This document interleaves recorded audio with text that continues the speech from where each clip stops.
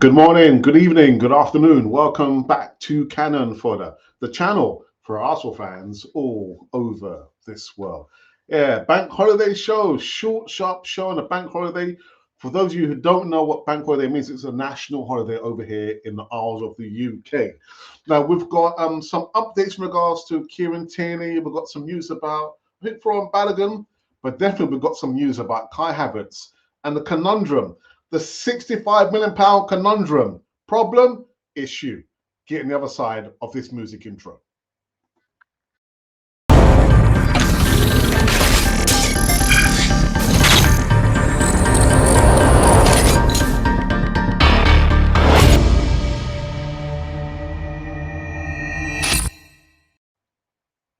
Yes, welcome back again to Cannon Fodder TV, the channel for Arsenal fans all over this world. I forgot to mention as well, we might be talking about this gentleman over here. What's going on, man? What's going on? But anyway, on this bank holiday, national holiday over here in the UK, welcome indeed from me to you. Just click the like button. This is somewhere down. Just click the like button. That's all you have to do. Also, I'd like you to come into the live chat. Let me know your thoughts about Kai Havertz, Thomas Partey, and I think the permanent departure of Kieran Tierney, at least. So let's get into the news segment, I think, of today. Well, the first up, a hot topic about Kai Havertz. Now, former Sky Sports presenter Richard Keys, you know where this one's going to now, innit? Has slammed Mikel Arteta for experimenting too much with Arsenal's lineup in order to fit in Kai Havertz. The German international has had a tough start to life at Arsenal after joining them in the summer from Chelsea for £65 million. Now, Mikel Arteta has used Kai Havertz in a midfield three so far this season, but has so far been struggling to adapt to the Gunners' manager's system. On Saturday against Fulham, Havertz squandered an easy chance to score and was then substituted in the 56th minute as Arsenal were held 2-2 by the Cottagers. Now, Richard Keys, that is, ex-Sky Sports presenter, he did not hold back after the match as he slammed Arteta for messing around with his starting lineup to fit in Havertz, who, according to the beIN Sport presenter, is just a less talented version of former Arsenal playmaker Mesut Ozil. Now, I'm not saying this, Richard Keys is saying this. Now, this is what he said. Speaking on beIN Sports, Keys said, he got in great areas, but the ball didn't arrive. So did I yesterday, and so did I yesterday, and the ball didn't arrive. So I was about as much use as the individual. No goals and no assists in 3 games, but he got in some great areas. I didn't think I'd find myself quoting Piers Morgan in this program ever, but I'm going to. Piers is right. Arteta is being or trying to be too clever. Get back to a back four with all the things that made them strong last season and stop messing around. Now, don't jump down my throat when I say this. Let me finish the statement. Havertz is the new Ozil. Again, I'm not saying this. Richard Keys is saying this without a talent. And the reason I say this is because both are enigmas. They didn't know what to do with Ozil, so they sold him. And now they've got and brought Havertz. I'm talking about under Arteta. Arteta couldn't handle him. He's like Guardiola. Neither of them can handle big players with big personalities. I kind of agreed towards the end of that, actually, but we'll probably get into that. So the Kai Havertz enigma. I don't know where to start on this one, to be honest. It's funny because last season I was talking about, or I was quoting my good friend Denzel Washington, and Denzel Washington said when he was presenting to some graduates in the United States that in order for you to have something you've never had, you need to do something you never did. And I said, well, I like Arsenal, and maybe at least Arteta, to be ruthless, selling certain players who are not going to take us to the next level. And I mentioned Thomas Partey. So, but the general premise was got to do something different. in order for us to get something we've never had. We've never had the Premier League in almost 20 years now. Got to change something up. Change something up in order to get that we've never had. But little did I know, he's gone 360, hasn't he? Towards the end of last season, you know, the lack of rotation with the small squad that we had. But here's something for you. For the small squad we had and the lack of rotation, it got us to almost winning the Premier League, didn't it? Didn't it? Now, the 360 or 380, so 380, 360, yeah, complete turn, is that he's tinkering now too much at the beginning of the season, not having any kind of, how can I say this, foundation. Now, when we talk about a foundation, a nucleus of players that you know are going to form the basis of the first team, no matter what happens, unless there are injuries or suspensions. But you keep a nucleus of players. But he's been chopping and changing. And I'll give an example. Gabriel Jesus has been out injured until Saturday when he came on for the last 5-10 minutes.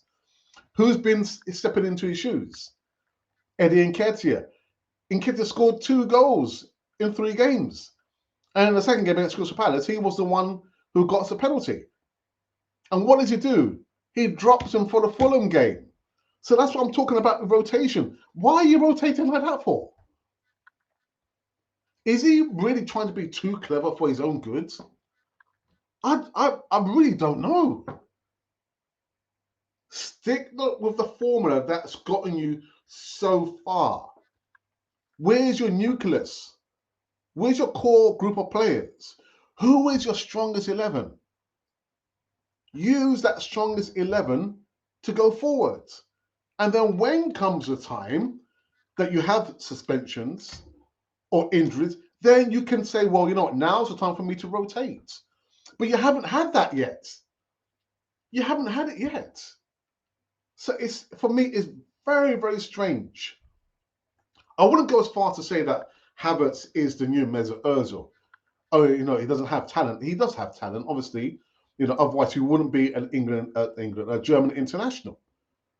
I wouldn't go as far as to say that, Richard Keys, but you know, it just been commenting on his thoughts, and that's his opinion. But my opinion is, how is it's gone from one extreme to the other? You know, when you're experimenting, because to me it's like he's experimenting. We're going to get to him in a moment, Thomas Partey there. To me, it's like you don't know your strongest 11. The players are still unsure what they're supposed to be doing, and you can see, you know, you've got Martinelli who was in bucket loads of space. Where is he? On the left-hand side. He's always going to be on the left-hand side, isn't he? Left winger, heavy right-footed. In bucket loads of space, and sometimes the ball wasn't going to him. And when he was on the ball, it's like he was trying to process, what did Arteta tell me to do? Now, do you remember during Arsene Wenger's reign, he just told the players to get on with it. What I would do, let the players get on with it. They would sort it out themselves, rather than filling their heads with so much information. And then when you go out on the pitch, what are you doing? You're filling their heads with so much information. Let them go out there and express themselves. So, you know, Kai Havertz, for me, is just one part of the machinery that's misfiring. Misfiring. What do we need to do with Kai Havertz? Personally, I would pull him out. I would drop him. Drop him. And it's not down, I would say, to Kai Havertz. It's down to the manager. What system are you trying to implement that does not get the best out of Kai Havertz? And are you trying to flog a dead horse? Because maybe we saw the best of Kai Havertz when he was in the blue and white of Chelsea, not the red and white of Arsenal. And then I can hear the calls. But Alex, only 4 games in. I know that. I know that.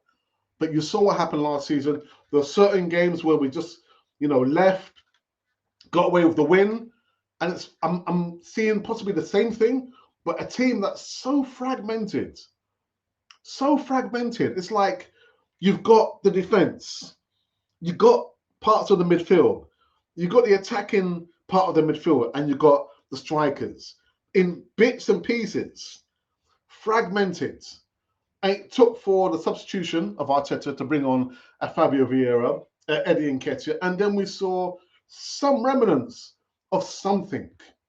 Because Fabio Vieira, as much as I've been his biggest critic, he did a business, well, not on the right-hand side, on the left-hand side. Instant impact. Leonard Trossard, not an out-and-out striker. Play him in the strongest position out on the left. But yeah, I don't know what Arteta's trying to do. Is he really trying to experiment now that the Premier League has kicked off?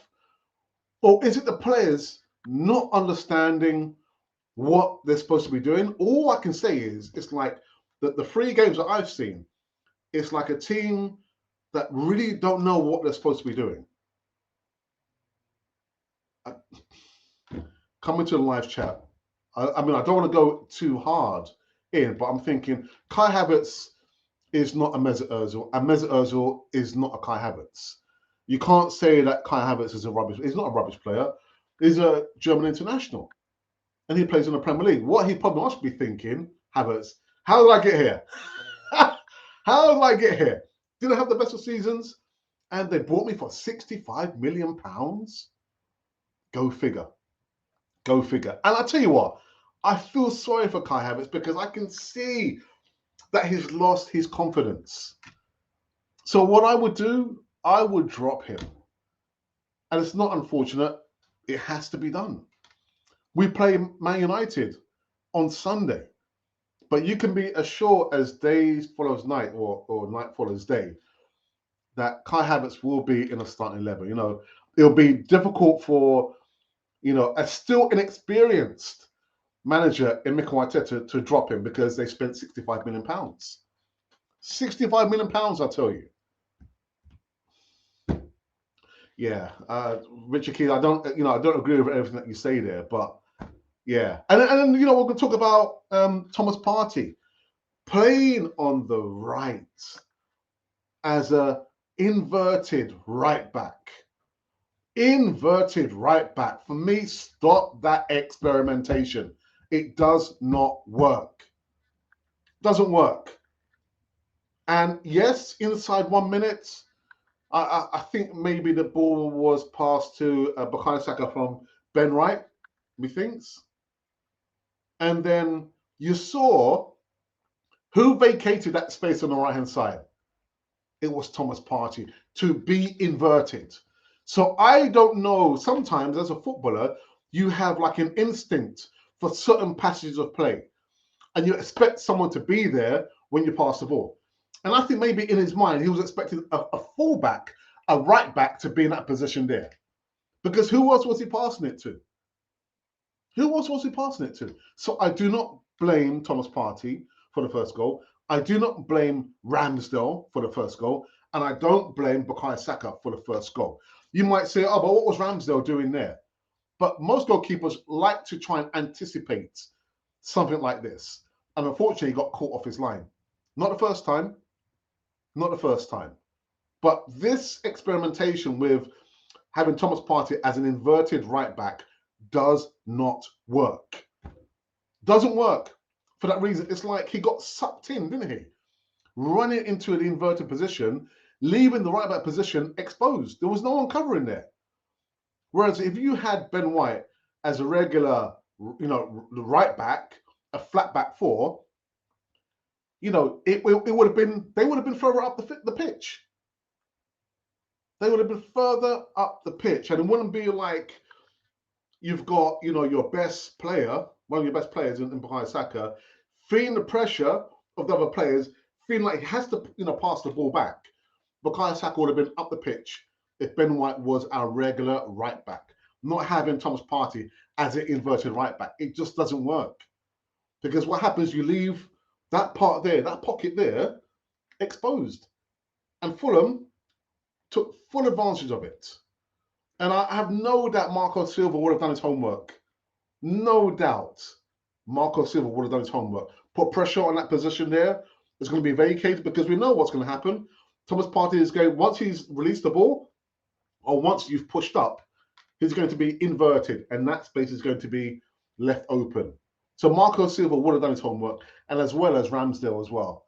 Remember when, against Sporting Lisbon, he got lobbed because he was off his line?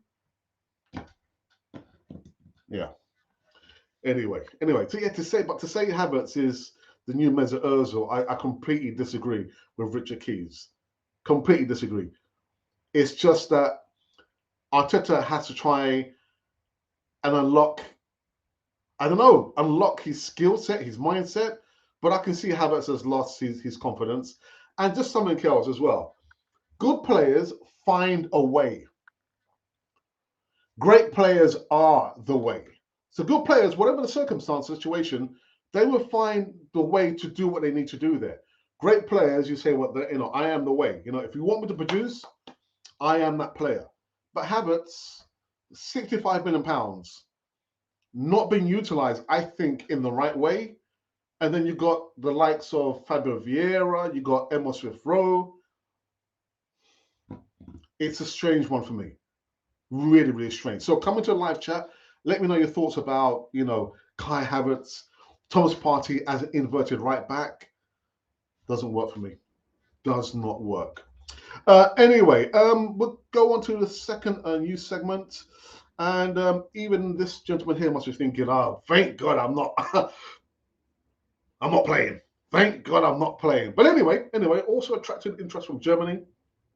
Nico Pepe. German clubs have also shown an interest in snapping up Arsenal. I won't say flop, but the player who has abundance of skills, but we're not able to utilize it.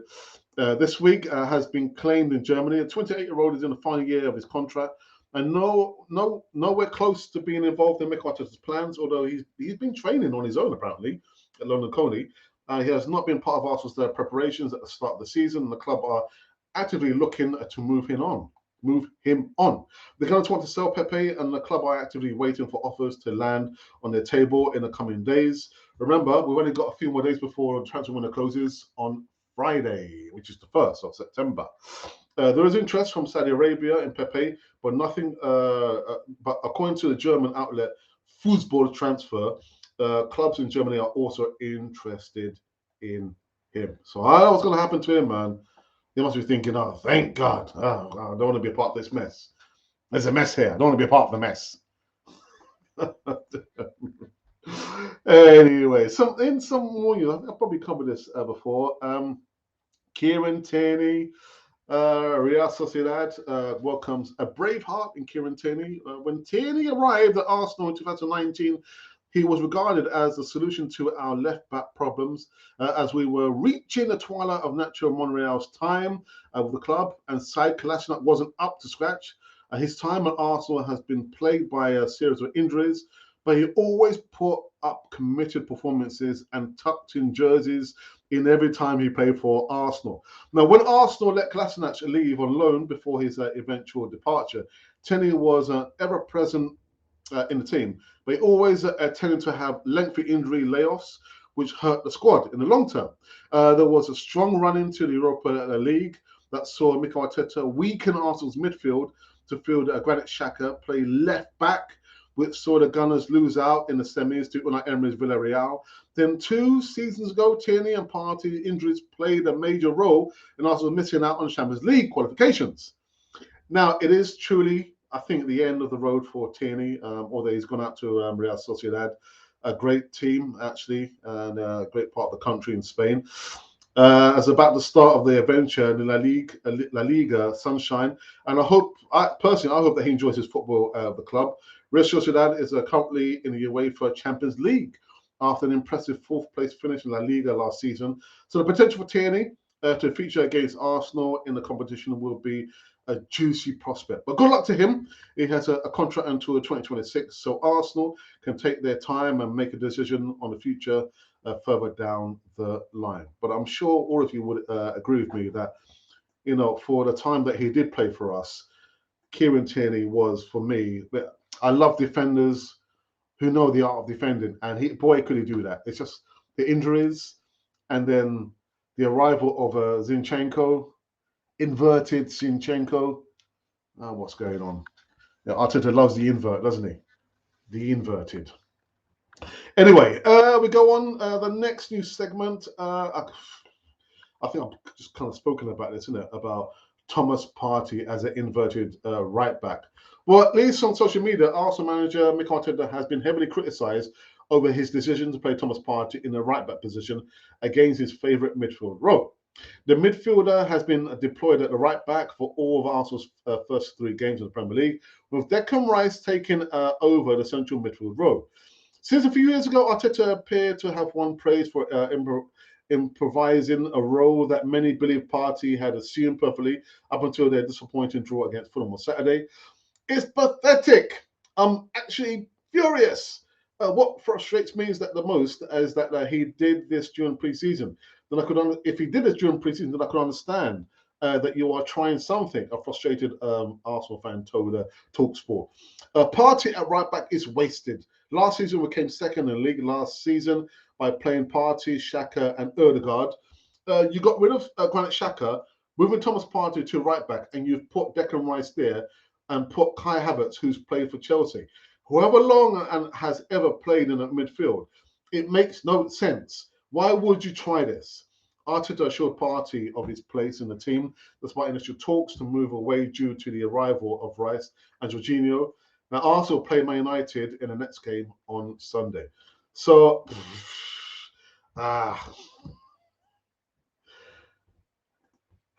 breathe, Alex, breathe. Do you know what? These have been the new segments currently running on Canon 4 TV land. Yeah, on the channel over here. I don't know what's going to happen, man. Really, I have no idea what's going to happen. They do say it's not how you start, it's how you finish. But I say everything matters. Everything matters. How you speak to the players, how you buy the players, how you sell the players, how you prepare them for match day, and how the players respond to the instructions that you tell. Everything matters. But I'm looking at a team there that's so fragmented. The first 3 games of the season, they look like they don't know what they're supposed to be doing, or they're trying to process and think about what did he say to me? Meanwhile, the ball's passed them by. What's going on? I have no idea. All right. So what I need to do is go into our Twitter feed and see who has joined us or said something on Twitter at least. Let's have a look here. Right. Okay. Someone called. Who's this? Juma Sarida has just retweeted that we are live. So, brother, thank you for retweeting that we are live. Come into the live chat if you've not already commented there. And yeah. So, just talking about the Kieran Tierney situation, we put out a poll yesterday. Was it yesterday? No, it was today. It was today. My goodness. And the question was Kieran Tierney on loan, choose only one. Not a mistake. Or yes, a mistake. And in that time, we have received 244 votes, 1 comment and 6 likes. I've read the comment. I've not responded just yet. Jack, give me a moment just to reflect on what you just said there. So Kieran Tierney on loan, is that a mistake or is it not a mistake? 244 votes, 30% say it's not a mistake by loaning him out, and maybe he might not come back. And 77% of the votes say actually it is a mistake. On the left-hand side, bog standard defender, it's a mistake. For me, it's a mistake. All right, I've just refreshed that page to see if there's been any movements. Okay, yeah, there has been, but I'll get to reading that once we have finished this live show over here. So now it's time for me to go into the live chat, at least for the first time. And we've got Ashley Dees, my brother's a wingman. It says, hey up, Gooners. No, before you ask a question, we haven't sold Gabriel Jesus. Luke, good afternoon. Luke. Bray, Wyatt passed away. Oh, yeah. I don't watch WWE anymore, but may his soul rest in peace. Gary, man. Morning, Alex in chat room. How are you, Gary? I saw the comments in our WhatsApp group Kai Havertz. Dearie me. Sorry about that. Havertz could be in your William. I don't know what to say. I think it's an unfair comparison. Again, it's not me saying it, it's Richard Keys, former Sky Sports presenter, who said basically Kai Havertz is a new Mesut Ozil, but with no talent. I was thinking that's a bit harsh. That's a bit harsh. Junior, good afternoon. Says, hey, goodness, hey there, Mr. Alex. Because Arteta has got a few players to choose from, he still doesn't know his best 11. I said that to my brother when we finished doing the watch. When we finished doing the watch on, I said, you know what? He doesn't know his best 11, but he should know his best 11 and stick with it. And when it comes to a point to do the rotation because players are getting a little bit tired or fatigued or they're injured, then you start to rotate. But he doesn't know. He doesn't know his best 11 to be consistent to win the Premier League. Spot on, spot on. Kai should have never started the season. He doesn't look ready for Arteta's system. Rice does. Timber did. Yeah, all the stuff about you got to give him time. Good players find a way. They find a way, But I'm not saying that he's a bad player. Just thinking if you sacrificed, having Thomas Partey in the right back, and then you put Trossard on the bench, and you shifted some of the players around just to fit in a Kai Havertz. And guess what? Kai Havertz still can't find his feet. He doesn't understand the system. Then you've got to rethink it by taking him out of that system. And you know what? As you were, lads, like last season, as you were, because that formula, as you were last season, was working. I mean, the Americans say, what's the saying? If it ain't broke, don't try to fix it. The only thing I will say was broken was his lack of rotation towards the end of the season, choosing players over and over again. Bukayo Saka tired, and we didn't have the depth. Now you have the depth. It's like you're using the depth and Kai Havertz as an excuse to rotate. No, because what's the end result? M1s, yes, long time, brother.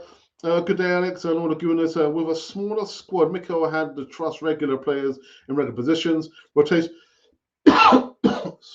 rotation of squad is undermine the players' trust. Mikel cannot isolate Martin. He cannot. Do you know what? It's like, my sister has got a Yorkshire Terrier, and when I walk him, it's like he's waiting to burst off the lead. But I've got to try and control him because, he's still a pup. Don't want to get hurt on the street. But when we get to the park, I let him run free. Martinelli, let him run free. Let him do his thing. Let him do his thing.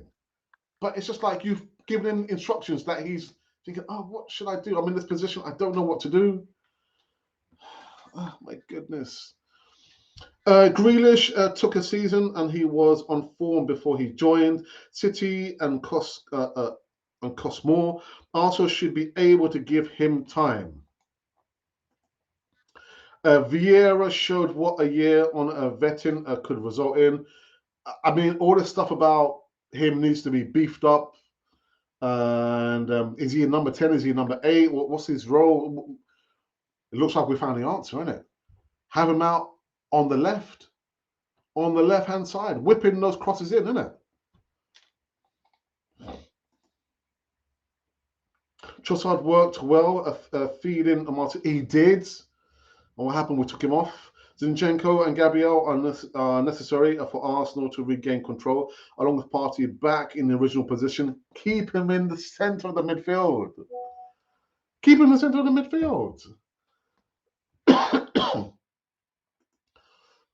Oops, sorry about that.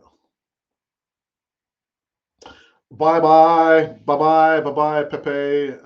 Yeah, all the stuff about he's been training alone and Arteta speaking to him about what? If you really want him, he should be amongst the squads.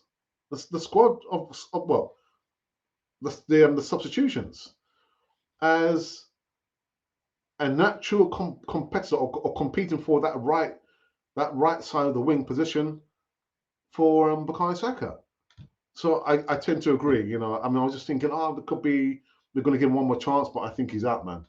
I think he's out. Just get the deal done. We've got a few more days before the transfer window closes, at least. And Ashley says, I'm surprised Smith Rowe has stuck around. Well, he has said when he signed his last contract extension that he wants to be a legend. Did he say he wants to be a legend? No, he said that he wants to be. What did he say? Well, he wants to stick around at least, anyway. But I don't know what's going to happen to Smith Rowe. I really don't. I've got no idea. No idea at all.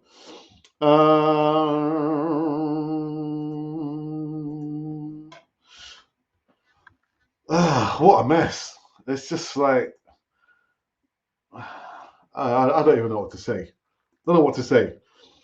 Let's just check something out. Just to remind myself of something. Okay, yeah. So we are fifth. So here's the Premier League table so far. Are there a couple of surprises there? There's one surprise. West Ham are second. Yeah, so Man City are first. 3 wins out of 3. West Ham, who have just acquired Mohamed Kudus.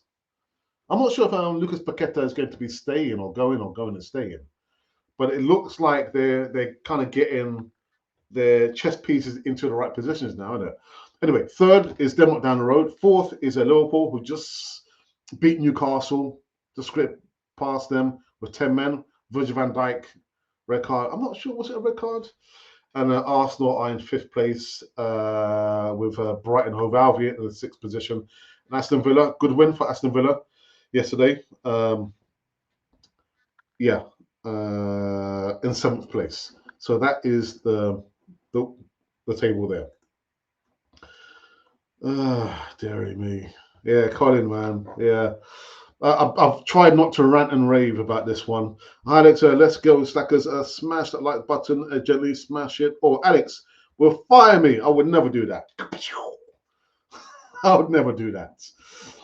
We've just been chomping on the bits, Colin, you know, about Kai Havertz, Thomas Partey at right back, Kieran Tierney gone out on loan. I hope he has a really good season out there with Real Sociedad. San Sebastian, a nice part of the country there. Yeah, I don't know. Right. Let me just.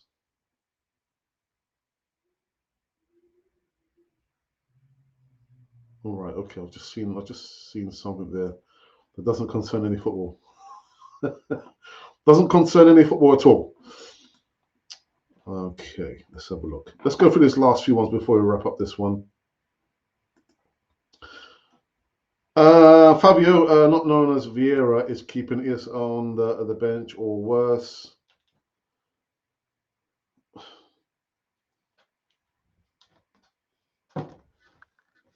What do you want? Do you want all squad players to get minutes on the bench, or would you rather see Arteta playing his strongest 11? And does Emil Smith Rowe form part of his strongest 11? No, he doesn't. He doesn't. And the main reason is you don't get to see him play, innit? Hasn't played. Let's break that shoehorn they are using to force Havertz.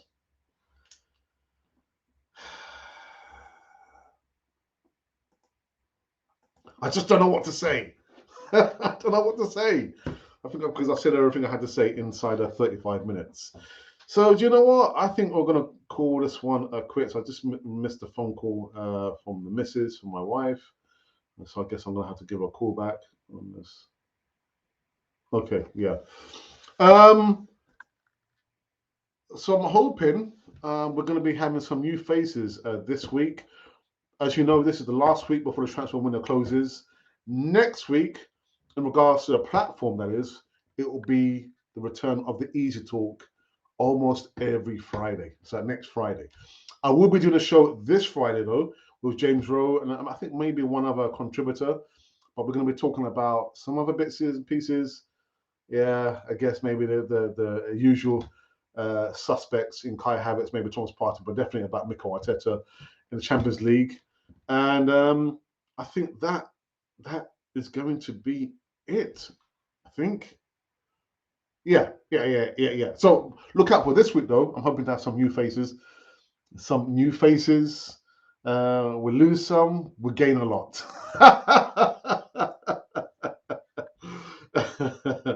I want ESR over Fabio. He has done way more proving himself. But it looks like Arteta doesn't see it that way. Colin doesn't see it that way. Oh. All right. Okay. So we have finished on this one. A thank you to you for joining me over here.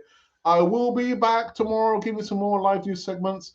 But when I am back tomorrow, I will have a couple of contributors, panelists with me, just chomping on the bits and lead up to the game on Sunday against another old enemy in Manchester United.